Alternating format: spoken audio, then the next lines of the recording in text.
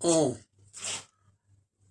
1981, Mitterrand, élu à la présidence de la République, a introduit un certain nombre de changements majeurs. 42 ans plus tard, donc 6 fois 7, donc 6 périodes de 7 ans plus tard, en 2023, Macron entend rééditer en quelque sorte le processus de réforme qu'avait introduit Mitterrand en son temps. N'oublions pas que Macron est quand même entré au Parti socialiste et a été ministre dans un gouvernement socialiste.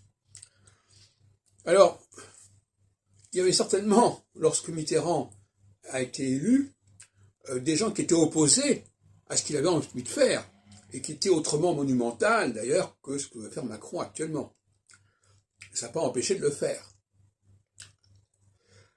D'ailleurs, en arrivant à la présidence, il a dissous l'Assemblée au lendemain de son élection et non pas avant l'élection. Bien sûr, il ne pouvait pas le faire.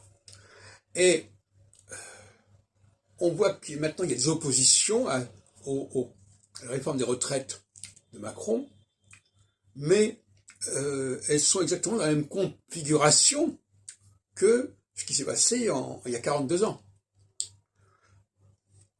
Donc, il y a un temps pour chaque chose. Le temps des réformes de fond correspond à l'équinoxialité, dans laquelle on était en 81 et dans laquelle on entre en 2023. Il faut accepter les choses comme elles sont, quitte ensuite, en phase solsticiale, à modifier ça, à réguler cela, à amender cela.